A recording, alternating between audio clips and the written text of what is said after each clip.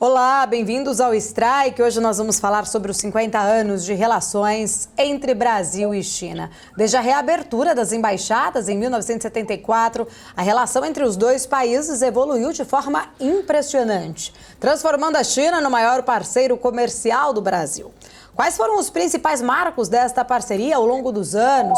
Como que o Brasil pode diversificar as suas exportações para a China e agregar mais valor aos seus produtos? E, principalmente, qual o futuro dessa relação em um mundo marcado por incertezas econômicas e geopolíticas? Para este papo, a gente recebe no Strike de hoje o Dr. Thomas Lo, presidente do Embrachina, presidente da Coordenação Nacional das Relações Chinas da OAB Federal. Muito obrigada pela sua presença, doutor. Bem-vindo.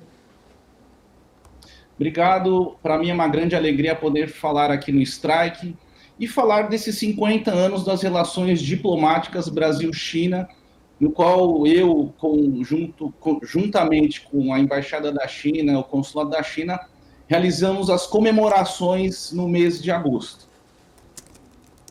Vamos lá, né? Inclusive tentando entender, claro, né? A gente teve essa comemoração já em agosto, mas trazendo sempre, né? Essa é uma discussão muito pertinente, entender um pouquinho mais de vários pontos. Doutor Thomas, considerando estes 50 anos, né? Dessas relações diplomáticas entre Brasil e China, quais foram os principais marcos desta parceria ao longo dessas últimas décadas? Paula, todo mundo já é de notório saber público que a China é o maior parceiro comercial do Brasil já por mais de 12 anos. E esse ano é um ano muito importante dessas celebrações dos 50 anos, porque também tivemos a visita do presidente do COSBAN, que é o alto nível de concertação entre o Brasil e a China, que é liderado pelo vice-presidente Dr. Geraldo Alckmin, junto com o vice-presidente da China, Han San, que também realizaram uma visita em Pequim, uma reunião muito importante. E nessa reunião importante em Pequim, no mês de junho deste ano, participaram também outros ministros, outros ministérios brasileiros nessa viagem. Então, teve a participação também do ministro da Casa Civil, Rui Costa. Tivemos a presença do ministro do agronegócio, o ministro Carlos Fávaro. Foi também a ministra Simone Tebet para falar também da questão sobre o mapa das novas rotas e das alternativas no meio de escoação sobre a logística brasileira. E, além disso, também a presença do ministro, não ministro, mas ele agora está dentro do MIDIC, né, que é o Ministério do Desenvolvimento, o ministro Márcio França, para falar das pequenas e médias empresas e fazer essas parcerias importantes junto ao governo chinês. Então, também tive o privilégio de estar nessa viagem junto com a Apex. A Apex, liderado pelo presidente Jorge Viana, foi uma reunião do Fórum Econômico para debater já ver esses 50 anos e qual seria o futuro dos próximos 50 anos. Então, na viagem da China, tivemos essa oportunidade de ouvir a parte chinesa, de ouvir a parte brasileira, e a partir daí a gente tem também as próximas visitas importantes deste ano, que é o presidente da China também vindo ao Brasil no G20. O presidente Xi Jinping vai vir para o Rio de Janeiro e eles estão organizando também a ida do presidente da China para Brasília, numa discussão ampla aí dos debates do G20. Então, esse ano é um ano repleto de eventos, marcos temporais importantes. O ano passado, o presidente Lula foi para a China também e foi muito bem recebido naquela viagem, no qual o presidente Xi Jinping e o governo federal brasileiro soltaram notas em conjuntos dessa parceria global estratégica. Ou seja, não só a celebração dos 50 anos, mas essa parceria global estratégica entre o Brasil e a China por muitas décadas. E se você for analisar friamente, o que muda muito desde os 20 anos para cá, ou desde os 50 anos para cá? em relação ao Brasil e à China é o fluxo comercial. A gente sabe que o fluxo lá atrás, 20 anos atrás, era de 8 bi, as trocas comerciais, 8 bilhões de dólares, e hoje está mais, até superou esse superávit para o Brasil nessa balança comercial, e está aí na casa dos 170 bilhões de dólares de trocas comerciais. Então você vê que a China e o Brasil já são economias complementares, uma ajudando a outra, uma vendendo commodities, é isso que você falou no começo da sua apresentação, e o Brasil realmente comprando produtos manufaturados. O que fica aqui, que eu gostaria de colocar, e eu acho que provavelmente você vai falar, é como é que essas relações podem se aprofundar depois desses seus 50 anos. Sensacional, muito bom, é justamente essa pergunta, né? Tentar entender, já que somos ali grandes parceiros comerciais, como de fato aprimorar, né? Vou me aprofundar nesse tópico ainda, doutor, mas entendendo um pouquinho, puxando, né, essa questão mais econômica ainda, a gente sabe ali, a China tornou-se o maior parceiro comercial do Brasil desde 2009. Quais fatores, né, de fato você vê ali que contribuíram para essa mudança? Como que isso acabou alterando também bastante essa dinâmica econômica entre os dois países, para depois a gente olhar um pouquinho mais ali a futuro? Paula, na minha opinião, foi uma aliança política, né? A gente sabe que 2009 também foi uma ida do presidente Lula junto com uma comitiva muito grande para a China. De lá para cá, as relações Brasil-China também tiveram essas relações muito frutíferas nesse sentido. E aí o COSBAN também, esse alto nível de concertação, teve um diálogo muito constante ao longo desses anos. Inclusive, até no governo Jair Bolsonaro, com o Mourão. O Mourão foi também algumas vezes para a China, também fez um trabalho importante via COSBAN. E agora, nesse atual governo Lula já nessa outra fase, nesse outro governo, quem está fazendo um bom trabalho é o doutor Geraldo Alckmin, agora que eu tive com ele na China, e eu vi que foi fechado um grande acordo em relação à compra de cafés do Brasil. Ou seja, a gente está vendo que os chineses estão consumindo mais os produtos brasileiros na questão do café. A gente fala que o café hoje na China, além do Starbucks, que é uma rede super grande, lá conta também com uma outra rede chamada Luckin Coffee, que é uma rede chinesa com aplicativos rápidos. Na verdade, você pode fazer a compra por um aplicativo, um e-wallet, e você tem uma entrega de delivery do café nos seus escritórios ou na sua casa, e isso daí está realmente mudando muito o comportamento do chinês em relação ao café. Então, cito esse exemplo, que é um exemplo que foi fechado agora no COSBAN, mas tem também outros exemplos importantes do que a PEX está querendo fazer, por exemplo, com os produtos brasileiros. Querem divulgar mais e mais os produtos brasileiros. Então, eu acho que esse intercâmbio é importante, essa cooperação dos países, que começou lá atrás, em 2009, foi fruto de um relacionamento político importante que deu um marco nessa maior parceria comercial entre o Brasil e a China. E de lá para cá também a gente pode ver que muitas empresas chinesas se instalaram no Brasil. Então a gente tem, por exemplo, a CPFL, a State Grid, que eram outras empresas que entraram no Brasil através do Brownfield, né? Que era, por exemplo, empresas como a EDP, e através da EDP compraram parte da EDP e entraram no mercado brasileiro. Então a gente tem aqui no Brasil hoje muitas empresas instaladas em várias capitais, em várias cidades do Brasil, com essas grandes empresas já chinesas estabelecidas aqui por mais de uma década. Doutor, a gente, né, entre as principais commodities ali que o Brasil exporta para a China, a gente tem uma lista grande: soja, minério de ferro, petróleo cru, celulose, né, carne bovina, milho, inclusive, também. Desde o conflito ali entre Rússia e Ucrânia, acabamos também exportando bastante milho. Ou seja, a gente tem muitas commodities, mas eu queria entender na sua leitura como que o Brasil pode diversificar ali as suas exportações para a China, China, evitando até mesmo uma dependência excessiva destas commodities e agregando até mesmo mais valor aos produtos vendidos? Paula, o que eu vi agora nessa última viagem também são muitos frigoríficos, muitas empresas que foram para a viagem da Apex e do Cosban. E o que eu vejo que é um produto que agrega mais valor para os chineses são os produtos, são as carnes suínas. Eu acho que se tiver o corte específico, o corte brasileiro, produtos que são bem embalados, eu acho que isso tudo é um produto importante para os chineses, que os açougues que vão para lá, ou seja, esses produtos acabados, uma carne já realmente um corte específico, um pãozinho de alho, tudo isso muito bem embalado já é um produto bom para o mercado chinês, que também busca, a gente sabe que não é fácil, porque logisticamente a gente tem a Austrália, né? A Austrália também tem muita carne e a carne vende muito para a China.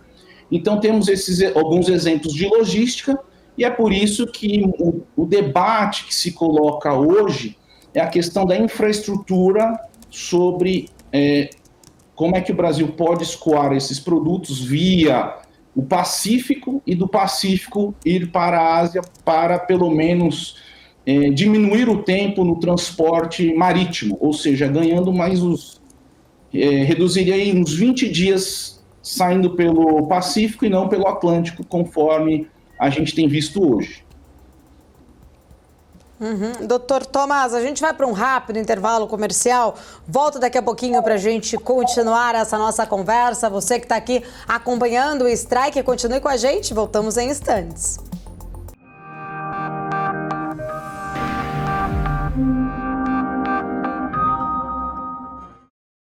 Estamos de volta aqui no Strike discutindo os 50 anos de relação entre Brasil e China, conversando com o Dr. Thomas Loh. Doutor, voltando aqui um pouco mais, né? A gente falando bastante no bloco anterior sobre exportações, falei muito ali também sobre questão de commodities, mas tem um ponto acho que muito importante que eu queria trazer agora aqui para a gente. Quais seriam as oportunidades, por exemplo, do setor de biocombustíveis aqui do Brasil, essa possível parceria, inclusive, com a China, que tem aí buscado, né? Acho que muito essa alternativa também, quando a gente fala bastante sobre este setor. Paula, eu queria, no outro bloco você tinha falado também de outros produtos, eu queria também destacar uma empresa brasileira, que é a Embraer. A Embraer também está na China, também eu conheci o CEO da Embraer na China. Então, assim, são produtos que o Brasil tem e pode oferecer para a China, que são produtos agregados de maior valor. Então, eu acho que isso daí era importante destacar. A gente sabe que tem outros produtos brasileiros, mas eu acho que um produto realmente importante são os aviões da Embraer. Agora eles estão desenvolvendo, inclusive, um drone de viagens para as 2 ou 3 pessoas, um drone menor, mas que também é um transporte aéreo para as cidades, um deslocamento mais próximo de uma cidade para outra. Então, isso já está sendo desenvolvido pela Embraer agora, recentemente, quando eu falei com o CEO da Embraer. Já em relação a biocombustíveis, essa questão da energia, da transição energética, a gente sabe que muitas empresas chinesas que estão vindo para o Brasil nessa nova neoindustrialização, Paula, são empresas também de carros elétricos. A gente está vendo, eu visitei a BYD agora na China, eles estão também na cidade de Campinas com uma fábrica, eles estão vindo com mais investimentos para o Brasil, e a gente sabe que não só a BYD, tem a GWM que adquiriu a fábrica da Mercedes-Benz em Iracemápolis, que é uma outra cidade aqui perto de São Paulo. Tem também eles estão estudando muito o estado da Bahia para trazer ali, para substituir a Ford. Então, esses carros elétricos chineses, que não são poucos na China, e tem outras empresas interessadas em vir para o Brasil, eu acho que realmente poderia, aí que a gente fala da neoindustrialização, como que isso pode ser uma parceria mais profunda no sentido de gerar mais empregos para o Brasil e também ter uma produção aqui no território brasileiro desses carros elétricos. Doutor, falando, né, até sobre toda essa discussão, a gente viu recentemente essa discussão sobre a adesão do Brasil à iniciativa ali, esse cinturão e rota. Quais seriam os benefícios, os desafios também, acho que inclusive, né, dessa possível adesão ali para o Brasil? Então, Paula, esse tema já foi... Até escrevi um artigo que saiu no Estadão, falando sobre o Belt and Road.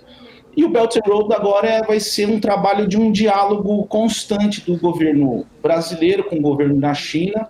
Realmente o governo brasileiro tem que colocar aí suas prioridades, né? A gente sabe que o Brasil tem os seus gargalos importantes de infraestrutura, mas obviamente qual que seria a parceria efetiva dessa construção dessa infraestrutura em conjunto com a China?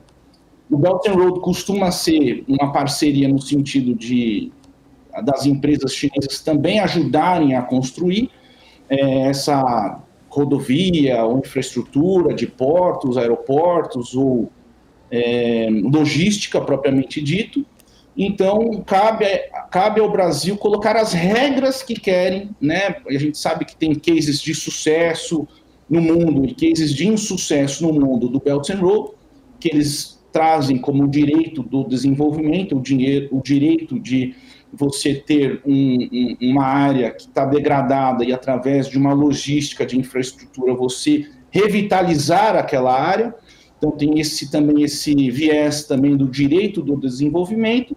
E o Belt and Road também vai ser parte de uma discussão pós-G20, né? Ou seja, o Brasil foi convidado para participar do ASEAN, né? Que é o da APEC, que é a Asian Pacific Economic Cooperation, que são formados aí por um bloco econômico de 21 países. O Brasil não faz parte desses países, desse bloco, mas foi convidado para a reunião porque eles vão tratar do novo porto que está sendo inaugurado no Peru. E esse porto é o porto de Xangai, que teve um investimento chinês, está todo reformulado, pronto. E aí fica o Brasil numa discussão de como que vai integrar, por exemplo, a logística do Brasil para aquela região. Então, isso foi pauta, já é pauta dessa discussão. O presidente Lula foi convidado para participar dessa discussão que vai ocorrer este ano depois do G20 do Rio de Janeiro. E a gente aqui, como bons pesquisadores, bons leitores desta real situação que pode ocorrer o Belt and Road, a gente torce para que o Brasil coloque realmente pontos específicos importantes para o destaque da economia brasileira, ou seja, para que gere mais empregos no Brasil, ou seja, para utilizar a mão de obra brasileira também nessas obras de rodovia e ferrovia. Doutor, você falou ali em questão de diálogo, né, por parte do Brasil, quando se refere a esse cinturão. Como que o Brasil, de fato, poderia aproveitar, ou melhor, talvez se preparar, acho que esse seria o termo, se preparar para aproveitar estas oportunidades, principalmente ali em desenvolvimento, em infraestrutura, em tecnologia, nesse contexto que a gente ainda olha, né, e vê ali de pouca integração política no Mercosul, que nós também ainda não temos?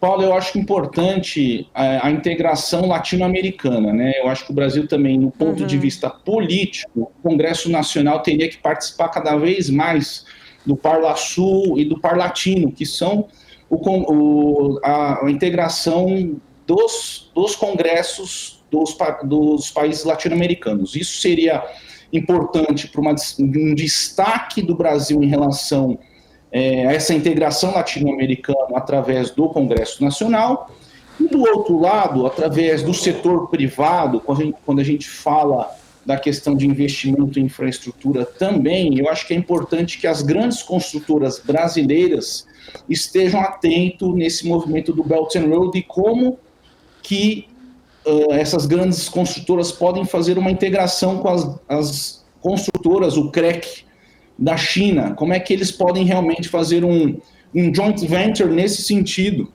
Então, de um lado, você tem a importância e a colaboração do Congresso Nacional através do Legislativo junto com o Parlasul Parlatino, do outro, uma construção com os players e stakeholders da construção civil, com as grandes construtoras brasileiras e junto com o CREC da China, que também são as construtoras chinesas. E aí, do outro lado, você tem o executivo, né? Você tem a formalização do Belt and Road, propriamente dito, através do executivo. Então, eu acho que são várias frentes importantes, Paula, para que um projeto desse dê seguimento de forma efetiva.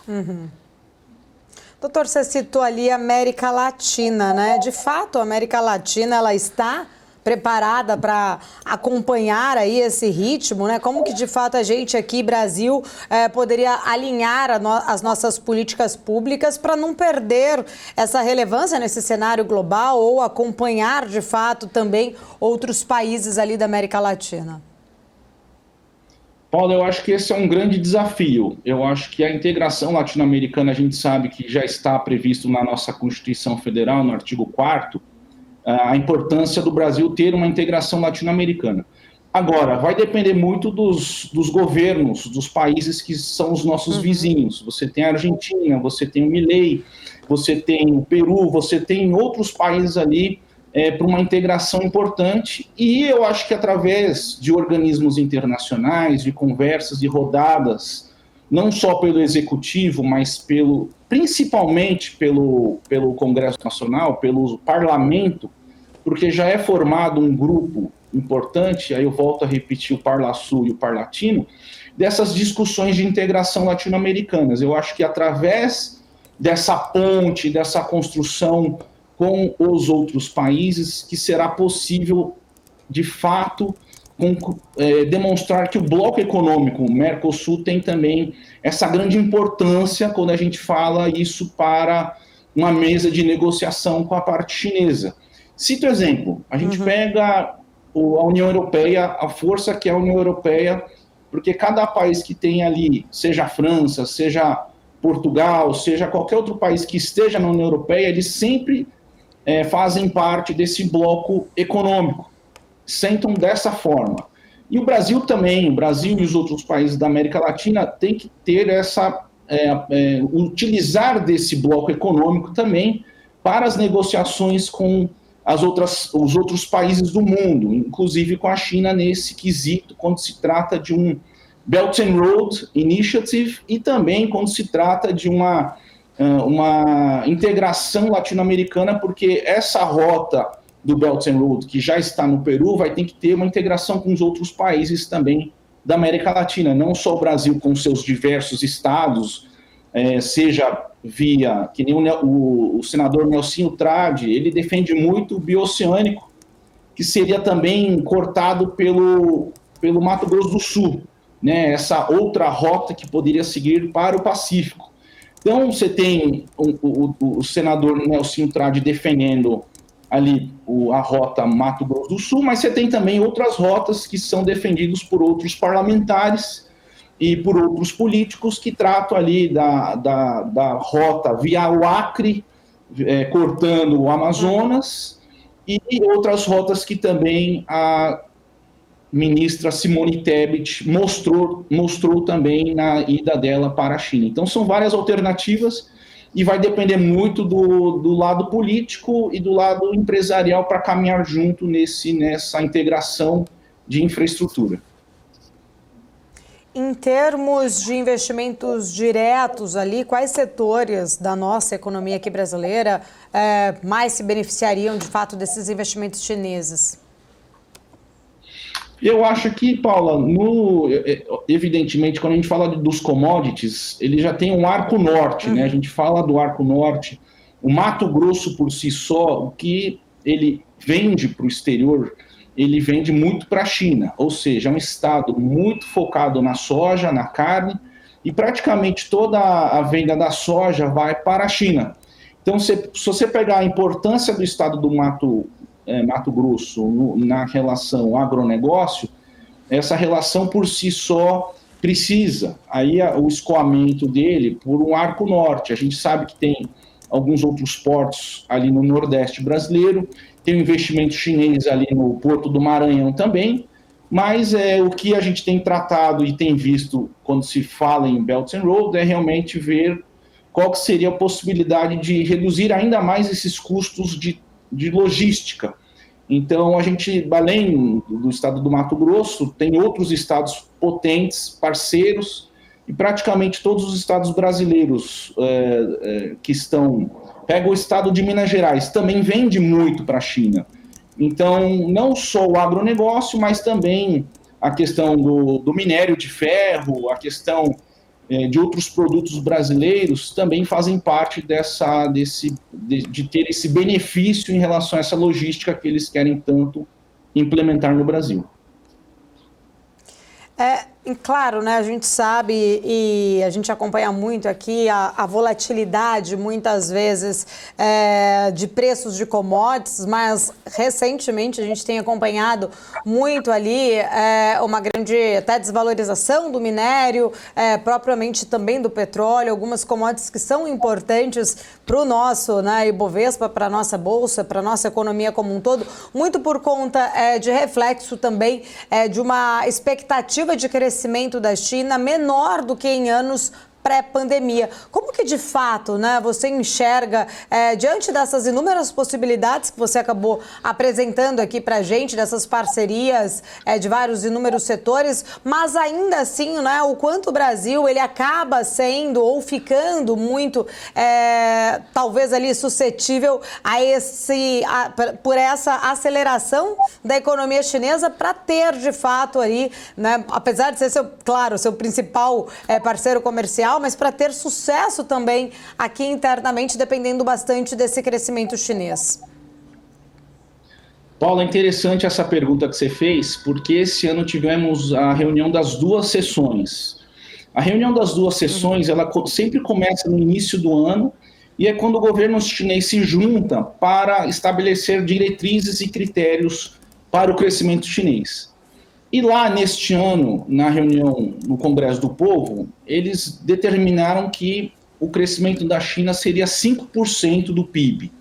Ou seja, um crescimento que daria para a China crescer de forma sustentável, né? A gente sabe que eles estão investindo muito em tecnologia, muito em inteligência artificial, porque agora realmente a China está investindo, a Tencent, as Big Techs chinesas estão patenteando muito as inteligências artificiais generativas, inclusive, que são produtos que eles querem escalar. Agora, no ponto de vista da economia chinesa, a gente tem um outro lado importante também. Embora a economia queira crescer aí seus 5%, a gente sabe que também, é o que você falou, você tem os conflitos, você tem algumas guerras, a população chinesa também tem um costume muito interessante do lado cultural. Eles costumam também guardar o dinheiro, né? Assim, as economias, eles tendem também a não gastar muito. Então, se você pegar o outro lado da moeda, quando o Brasil também habilitou mais 38 frigoríficos, o setor de carne, o setor de commodities, assim, mesmo vendendo a carne para a China, não necessariamente, aí é o ponto de vista que eu vejo que é importante ressaltar o lado cultural, a China, as famílias também estão querendo economizar dinheiro. Então, a gente vai ver como que isso vai equilibrar a economia chinesa e também o consumo chinês ao longo desse ano. A gente sabe que a China quer crescer de uma forma cada vez de uma economia mais sustentável, então a gente percebe isso, inclusive, no modo de vida dos chineses. Muitos jovens não querem agora casar, não querem ter filhos, preferem realmente ter uma estabilidade na profissão, uma estabilidade econômica, para depois ter uma família, filho. Então, isso tudo reflete muito na economia hoje chinesa. Então, eu vejo que a China hoje está equilibrando a sua economia, não é aquela economia que cresceu aí 10% do PIB ao longo dos 40 anos, mas sim uma redução desse crescimento, mas um crescimento ainda de forma muito equilibrada. Nesse sentido é que eu vejo que ainda, evidentemente, a China vai comprar muito do Brasil, mas, por exemplo, o minério de ferro que comprava com muito mais escala, hoje se compra muito menos do Brasil. Então tem um efeito realmente é o que você falou, um efeito na ponta. Você vê que, embora o Brasil ainda tenha uma balança comercial muito favorável, ainda tem um efeito na nossa ponta aqui na venda dos produtos brasileiros. Doutor Thomas, a gente vai para um rápido intervalo. Peço que você que está aqui acompanhando a programação da BMC News continue com a gente. O Strike volta em instantes, discutindo mais sobre esta relação Brasil e China.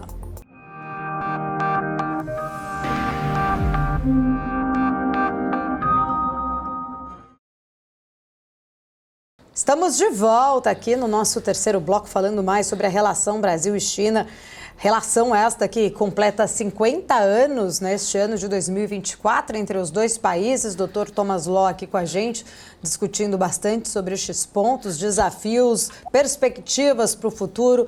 Doutor, a questão ali, né, agora há pouco você estava falando um pouco mais sobre tecnologia, essa parceria Brasil e China, ela também inclui essa cooperação muito nessas áreas como ciências, tecnologia, educação.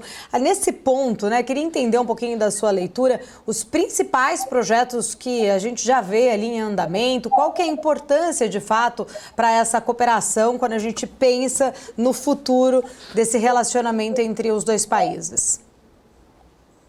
Paula, estive com a ministra Luciana Santos, que é a ministra de Ciência e Tecnologia agora no mês de agosto, numa sessão solene junto com o embaixador da China, o Zhu Jingzhao. E junto com o Zhu Jingzhao e também o grupo parlamentar que toca projetos do Congresso Nacional, tivemos uma sessão solene para falar também dessas questões de parceria na área científica. E se você for ver essa parceria entre o Brasil e a China, o Brasil está bem evoluído no sentido de soltar o novo CIBERS, um satélite em conjunto com a China, um novo agora, o CIBERS 6, se eu não me engano. Então, além dessas parcerias realmente estratégicas entre o Brasil e a China, a gente tem agora parcerias no campo da educação com universidades chinesas. Então, eu cito alguns exemplos de parcerias com as universidades chinesas que eu também participo, fiz uma construção da Unicamp com a Zhejiang University, que é uma universidade com muito prestígio na China, que também tem um parque científico dentro da China, da província de Zhejiang, e aí eles estão tendo muito intercâmbios entre a Unicamp e essa universidade. Então, já tem também muitos alunos brasileiros indo para a China estudar em Wuhan, em Guangdong, em muitas cidades estratégicas, né? A gente tem percebido que o intercâmbio e na parte cultural Brasil-China avançou muito. O Mr. Wang, que é o conselheiro da Embaixada da China também, que é um grande amigo nosso, ele tem feito um trabalho importante de trazer cada vez mais os institutos Confúcio para o Brasil. Então, junto com a Embaixada da China, a gente também auxiliou um novo Instituto Confúcio, inclusive no Amazonas, na Universidade Federal do Amazonas, com o reitor Puga, Silvio Puga, e lá tem 2 professoras já ensinando mandarim para a população de Manaus. Ou seja, você vê que a China e o Brasil, no campo da educação, está cada vez mais próximo. E aí você tem, obviamente, que aqui em São Paulo, o Instituto Confúcio da Unesp, você tem o Instituto Confúcio da FAAP. Então, muitos brasileiros, muitos pesquisadores brasileiros também estão fazendo esse intercâmbio cada vez mais próximo com a China em grandes universidades chinesas. Tivemos aqui em São Paulo um colega que conseguiu receber uma bolsa de estudos da Universidade Tsinghua University, então já foi para a China, está estudando na China, então você vai ver logo, logo muitos embaixadores brasileiros na China via o intercâmbio da cultura e o intercâmbio acadêmico. Uhum. Doutor, a China ela tem, né, de fato, ali um papel crescente e importante no cenário global em áreas de tecnologia, inteligência artificial, inovação. De fato, você falando ali um pouco desse intercâmbio, o Brasil ainda está muito longe, de fato, né? Talvez não tenhamos uma assimetria ali muito nesse sentido, mas tem uma abertura no qual você está falando ali da gente conseguir, né, tentar incentivar mais esse cenário ou esse setor setor aqui no Brasil. Como que a gente poderia aproveitar, de fato, essas tendências e essas oportunidades, estabelecer essas relações, essas cooperações ali de forma mais profunda, especificamente nesse setor que é tão importante? Paulo, eu tenho recebido algumas ligações até de delegações chinesas, cidades chinesas, como o exemplo de Chongqing. Chongqing é uma cidade próxima a Chengdu, onde tem um consulado brasileiro em Chengdu. Mas Chongqing é no meio da China, né, fica mais para o lado, né, do interior da China. É uma cidade muito grande que tem agora um papel fundamental, as relações exteriores de Chongqing. Eles querem vir para o Brasil, o prefeito, o governador da província. Então, assim, a gente percebe que cada vez mais essas delegações chinesas querem se aproximar de fazer as visitas realmente para órgãos brasileiros.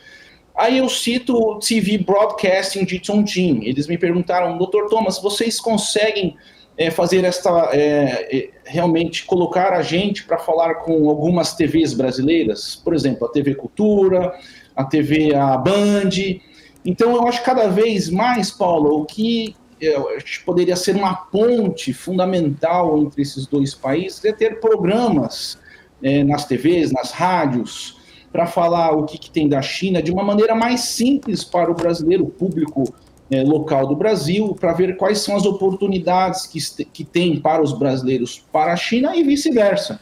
Como que a gente consegue realmente mostrar para os chineses o que o Brasil tem de turismo, o que o Brasil tem de serviços, o que o Brasil tem nas suas belezas naturais. Então, tudo isso faz parte de uma integração, eu acho que muito mais forte no audiovisual. A gente tem a cooperação agora também no Ministério da Cultura, no audiovisual dos filmes, Brasil-China. Então, isso tudo eu acho que faz parte de uma integração maior, uma ponte maior entre esses dois países, através das mídias brasileiras e das mídias chinesas também, que são importantes. Doutor, nesse sentido, né, quando a gente pensa muito na parte mais econômica dessa relação também, como que você vê, de fato, estávamos aqui falando bastante sobre as exportações maiores do Brasil saindo daqui de commodities. Você até falou um pouco, né, das empresas chinesas que estão no Brasil, citou ali as de veículos elétricos também, que a gente tem visto ganhando bastante força, né, nos últimos anos, com vários veículos chineses aqui no Brasil. Mas como que você vê, de fato, essa relação mais assimétrica entre Brasil e China, onde o Brasil ele acaba exportando majoritariamente commodities e importa já os produtos industrializados? Fica-se muito uma pergunta, né? Muitas vezes a gente fica tentando entender se isso é sustentável a longo prazo. Boa pergunta, Paula. A gente tem também, por exemplo, eu visitei na China a WEG. Você tem as empresas brasileiras instaladas na China.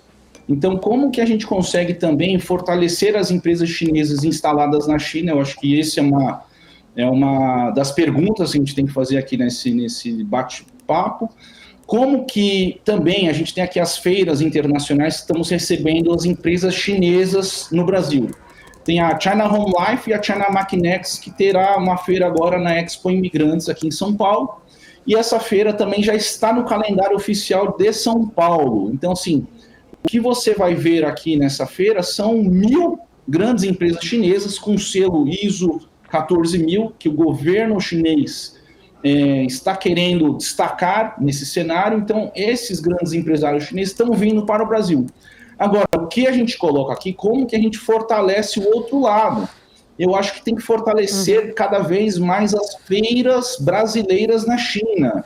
Ou seja, quais são os empresários, produtos com maior valor agregado que os chineses não conhecem, mas a gente teria que levar esses produtos nessas feiras internacionais. Então, eu cito aqui a Feira Internacional da CEEE, que é a maior feira de Xangai, que é trazido pelo presidente da China. O presidente da China, ele inaugura essa feira, mostrando dos produtos chineses, mas eu acho que, ao mesmo tempo, ter um galpão, um salão uma parte que também coloque os produtos brasileiros em evidência. Eu acho que cada vez mais é importante o trabalho da Apex nesse sentido.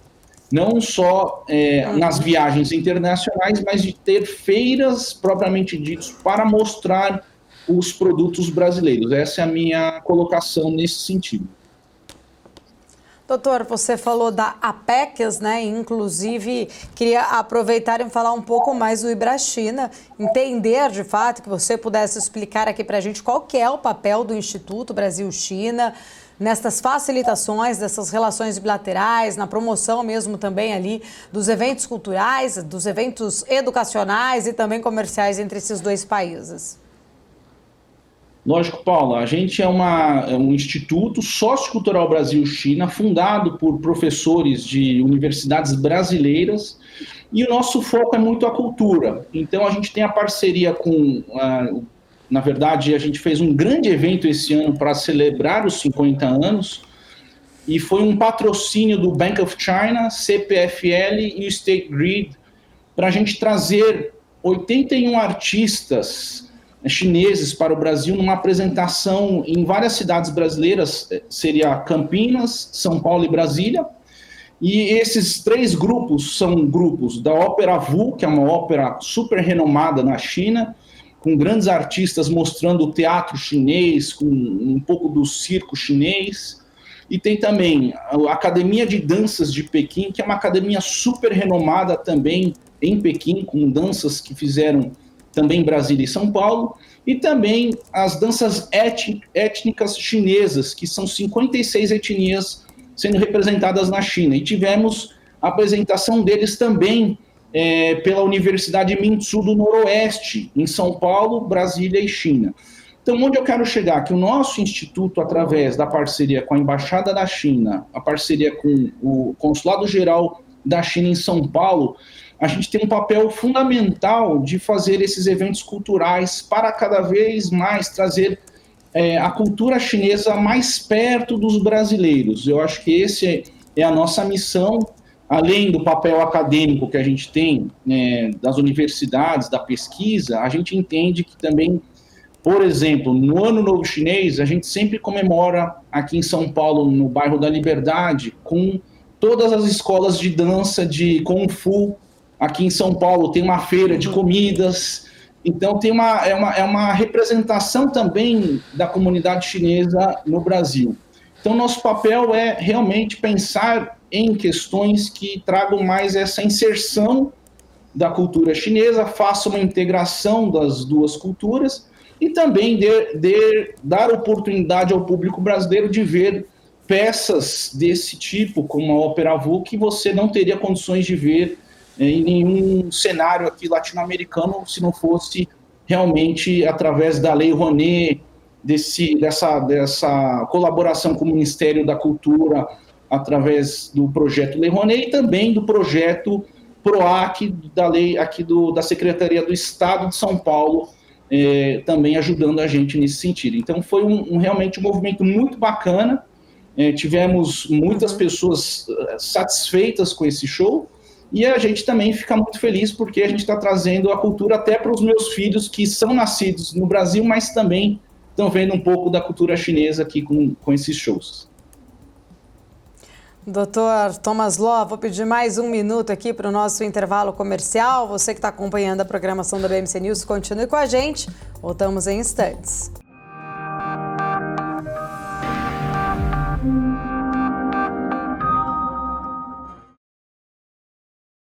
Estamos de volta agora para o nosso 4º e último bloco do Strike, debatendo bastante sobre as relações Brasil e China, relações que completam então 50 anos. Dr. Thomas Ló aqui com a gente. Doutor, falando um pouco mais, né, sobre este tema, inclusive, tentando entender sobre a importância da arbitragem, da mediação dessas relações comerciais e internacionais, como que você vê de fato os mecanismos, né? Como estes mecanismos eles podem ser utilizados para resolver disputas, principalmente quando a gente fala ali entre empresas brasileiras e chinesas? Sim, Paula, esse tema é muito importante no cenário do multilateralismo. A gente sabe que a China tem defendido muito essa questão do multilateralismo com os países e, obviamente, quando a China ingressa em 2001 para o WTO, que é a Organização Mundial do Comércio, a China também tem estudado muito as questões da arbitragem internacional. Então, do ponto de vista brasileiro, nessas disputas, a gente também fiz algumas palestras agora para o Mackenzie, para a Universidade Católica de Brasília, o que a gente estava ressaltando a importância para os novos embaixadores brasileiros, como que eles podem ter essa noção também da cultura chinesa, Paula, porque na China agora, no corpo diplomático chinês, eles estão tendo aulas, por exemplo, com o professor Marcos Freitas, que é brasileiro, que conhece a cultura brasileira, mas eles estão sabendo, as informações, estão tendo mais uma noção do que, como é que os brasileiros pensam, como é que os brasileiros têm atuado. E eu acho que o Brasil também tem que pensar dessa forma, ou seja, como é que a gente pode melhorar esse conhecimento para os diplomatas brasileiros que vão para a China. O embaixador Galvão, Marcos Galvão, esteve conosco também agora em Brasília, falando dos 50 anos das relações diplomáticas. Ele é uma grande exceção, ele é muito bom, ele é muito capacitado. Quando a gente vai para a China, ele recebe todos os brasileiros. Então, sim, agora, mas qual vai ser os próximos, quem serão os próximos embaixadores do Brasil na China, né? A gente precisa de embaixadores com uma formação cultural chinesa também. A gente sabe que a cultura chinesa tem as suas etiquetas, as suas formas de lidar com relações interpessoais. Então, cada vez mais a informação é necessária para o corpo diplomático brasileiro. Quando eu fiz agora a palestra para a Universidade Católica de Brasília, para os alunos de Relações Internacionais, eu também, além da minha palestra, eu convidei uma professora do Instituto Confúcio, a professora Chao Su, o nome dela em português é Sofia, e ela tem doutorado na Alemanha, conhece bem a China, e ela trouxe elementos culturais importantes, inclusive de etiqueta. Como que você entrega o cartão para a parte chinesa, como é que você lida com a parte, como é que você realmente você respeita, como você faz o brinde, inclusive com os copos. Eu acho que isso tudo é importante para um bom relacionamento interpessoal. E para o futuro das nações, diante dessas questões de conflitos, tanto bélicos, conflitos comerciais, a gente precisa aqui aprimorar para os jovens diplomatas ou advogados, como resolver as questões de uma maneira da diplomacia, ou também nessas mesas de negociações, como que a gente consegue também trazer elementos melhores para uma negociação da parte brasileira com a parte chinesa. Né? Além disso, em temas de arbitragem internacional, como os nossos advogados brasileiros que vão estar defendendo o Brasil em temas de arbitragem internacional, como é que eles vão defender o Brasil de uma maneira mais eficiente, também pensando nos interesses brasileiros. Então, são cada vez mais, esses temas são instigantes, mas que vão realmente liderar o Brasil nessa pauta econômica para o futuro, que é com a China. E a gente sabe que esses dois países são parceiros comerciais, tem o BRICS também, que vai ter a reunião ano que vem, a reunião dos BRICS na China. Então, são oportunidades da cooperação jurídica internacional entre esses países. Doutor, a gente falou muito, né, sobre o que, de fato, aconteceu nestes primeiros, vamos dizer, 50 anos desta relação. Queria entender agora, falando um pouquinho já na nossa reta final aqui, a parte mais de futuro, perspectivas futuras, né, para esta parceria, especialmente num cenário global, no qual a gente ainda vê muitas incertezas econômicas e políticas, a gente vê comportamentos, talvez, nesse cenário geopolítico de muitos países mais protecionistas, né, desde o início ali das guerras que estão em curso, mas principalmente entre Rússia e Ucrânia, desde a pandemia também, a gente viu uma mudança talvez no tabuleiro ali geopolítico, né? E muitos países mais fechados comercialmente, colocando inclusive mais tarifas ali em relação a produtos de importação. Entender um pouco também, né, como que você enxerga o futuro dessa relação ainda nesse cenário.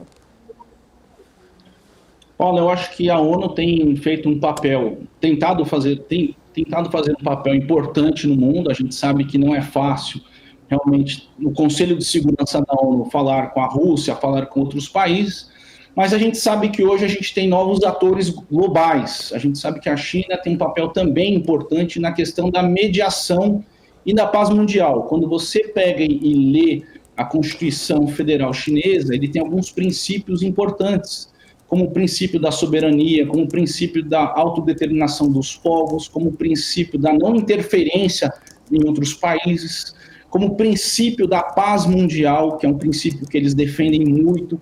Então, com base nisso, se a gente pensar que a China também teve um papel importante na ida do Celso Amorim agora, que ele foi antes para a China, antes do Dr. Geraldo na COSBAN, a ideia do Brasil com a China é realmente pensar de uma forma em que os dois países também tentam fazer esse diálogo com a Rússia no sentido de mitigar ou acabar ou diminuir a questão dessa tensão do conflito Rússia-Ucrânia.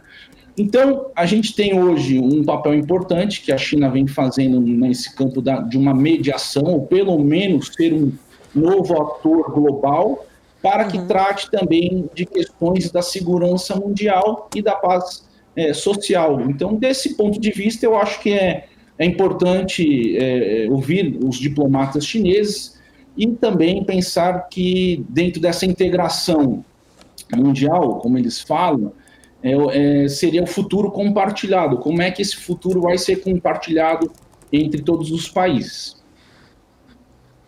E nesse futuro compartilhado, né, queria só para a gente encerrar aqui a nossa conversa, entender, você acredita que os próximos 50 anos desta relação serão tão revolucionários quanto esses últimos 50 anos no qual comemoramos agora? Quais áreas, então, ali que prometem trazer maiores transformações?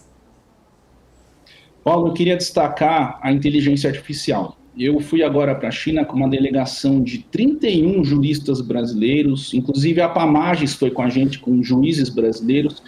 A gente visitou a Suprema Corte da China, a gente viu muita tecnologia de IA, inteligência artificial generativa também.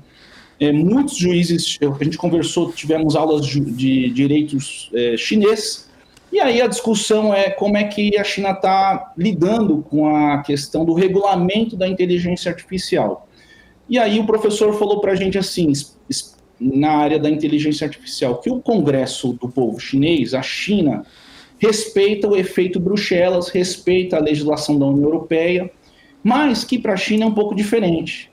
A China entende que a inteligência artificial ele é uma ciência.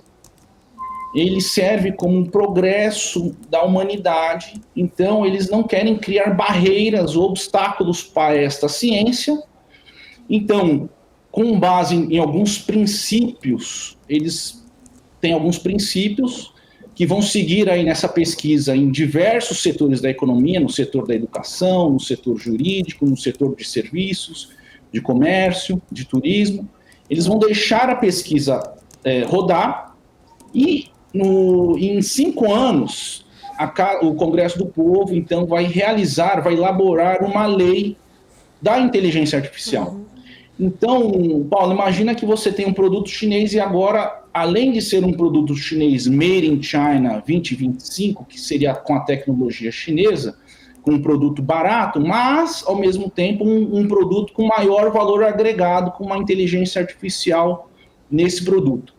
Então, eu acho que o futuro vai ser isso. A gente já vê um case, eu vi 2 cases que eu queria destacar aqui antes da gente encerrar. Na China, eu vi a fábrica da Series, que é o carro chinês muito vendido na China, E nesta fábrica em Chongqing é uma fábrica só de robôs, ou seja, é uma fábrica que trabalha sem luz, são máquinas montando os carros, e você só tem engenheiro no computador realmente ali dando os comandos para que as máquinas façam e produzem o carro de alta tecnologia com um software muito, muito bom. E aí, outro exemplo que eu queria dar é o porto de Tianjin, que é o porto 5G, 6G, é um porto inteligente que fica perto de Pequim. Esse porto, ele também acho que é o sexto ou oitavo maior do mundo. E esse porto, ele funciona como? Não tem pessoas dirigindo caminhões ali no porto, os containers são entregues diretamente nos navios por máquinas, né? São máquinas levando os containers e são colocadas diretamente no container, e esse porto ele é considerado um porto inteligente e sustentável.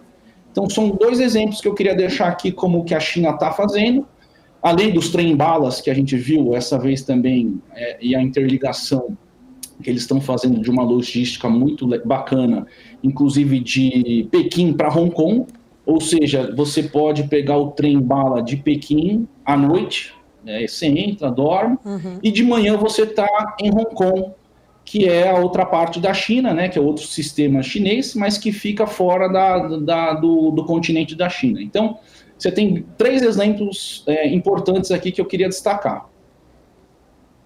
Maravilha, doutor Thomas, quero agradecer, muito obrigada pelo seu tempo, por estar aqui com a gente. Até uma próxima oportunidade. Obrigado, Paulo. Até mais. Falamos com o Dr. Thomas Loh, presidente do IBRA-China, também presidente da Coordenação Nacional das Relações China da OAB Federal. O Strike de hoje fica por aqui. Quero agradecer a sua audiência, a sua companhia. A gente se vê na semana que vem. Até lá. Tchau, tchau.